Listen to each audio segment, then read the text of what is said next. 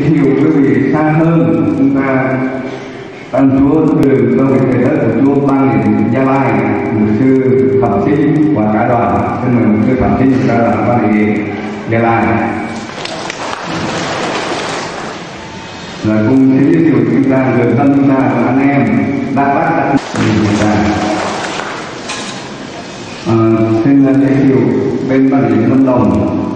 Nên là hồi tối có gọi điện thoại chúc mừng thì không đến được vì lý do Bộ Chính trị có mời nên có rất nhiều hệ thống trên chúng ta như chúng ta bình thường.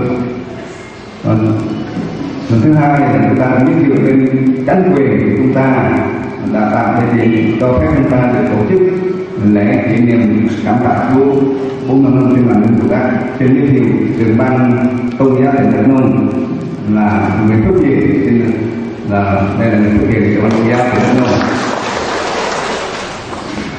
Cũng cả đoàn tên là ban tôn giáo Thị Trung để cũng giới thiệu cho cái người ta được rõ được cái chính quyền, các cấp chính quyền và giáo quyền có đến tham dự mừng vui chung với chủ đó vì ngày lễ tròn như đến Chúa việc Chúa làm 400 năm qua tại Bồ Đà. Cảm ơn các vị anh em tôn giáo có mời, nên cũng có giá tặng bên ngoài có giá tặng anh cô giáo và sang có đến đưa vòng hoa chúc mừng rồi anh em Phật giáo chắc là người ta đấy.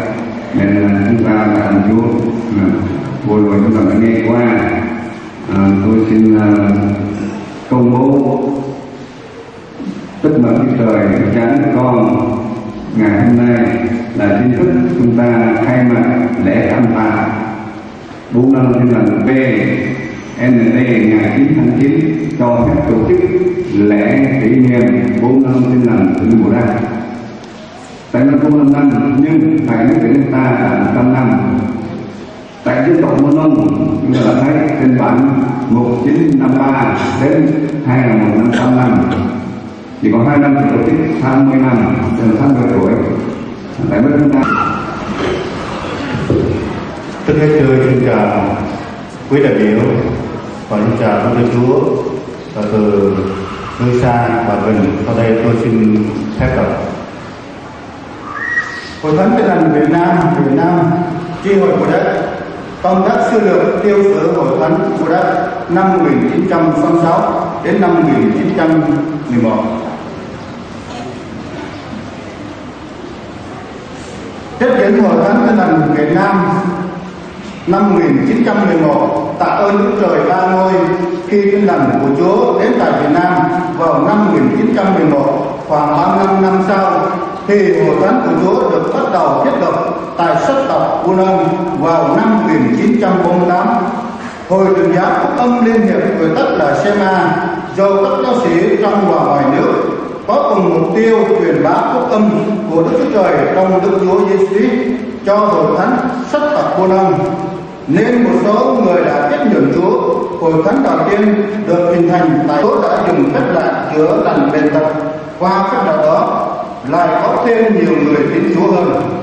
Mùa Giáng sinh tháng 12 năm 1968 nhờ có mục sư truyền giáo Cầu Thiếu Hạ là người hướng dẫn bà con tín đồ để được hưởng Chúa. Tháng 1 năm 1969 rồi tại bệnh viện chuyển sang lập cư tại Bồ Đà, quận Đức Lập, tỉnh Quảng Ninh.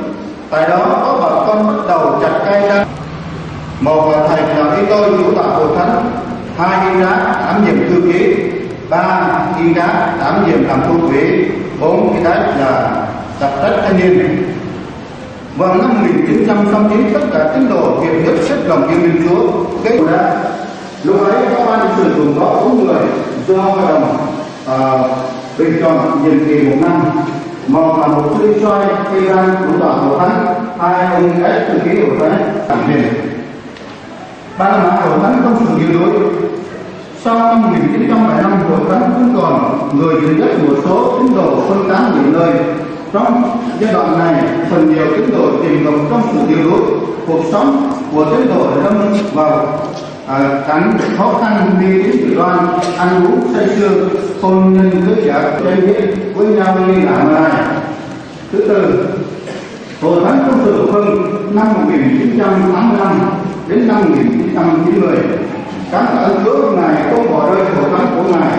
Chúa đã chết tên tôi tớ của Ngài là mục sư Ma Loan ở tại thôn xã Thuận An, huyện Đắk Minh, tỉnh Đắk Lắk.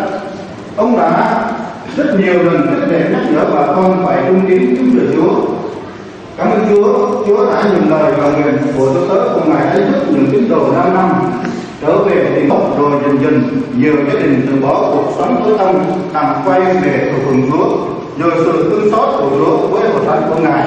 Trong vòng người xuất đạo của năm nói chung, hội thánh của đất nói riêng, tín đồ nhiều lần càng nguyện theo lời Chúa trong Kinh Thánh Ký Nhì đoạn 7 câu 14, Giê-ri đoạn 3 câu 3 và Mát-thô đoạn 7 câu 7, cùng nhau phân công bàn thánh đi Phong Thứ 6 đến năm 1990, số người tin Chúa được tăng thêm. Lúc đó có người học Chúa gồm có 5 người: mục sư Ma Loan và chấp sự Y Đá và chấp sự Y Đeo, chấp sự Y Ngơi và chấp sự ông Y Rồi. Từ đó hội thánh ra đi thông tuyến làm chứng cho các xóm làng lân cận khác, đưa thêm nhiều người trở về tin Chúa nói chung trong tỉnh Đắk Nông, cho đến khi hội thánh của Chúa tại các nơi khác được mở mang và được nhà nước công nhận nhiều giáo hội điểm nhóm cho tới ngày hôm nay. Đến năm 2011, hội thánh Tin lành Việt Nam được nhà nước công nhận tư cách pháp nhân. Xưa tất cả quý thầy cho Chúa và tất cả con cái Chúa nói về công việc Chúa trong giai đoạn này rất nhiều, không thể nêu hết được. Từ năm 2011 đến năm 2013, tuy chủ trương của nhà nước chưa cho phép các hội thánh sinh hoạt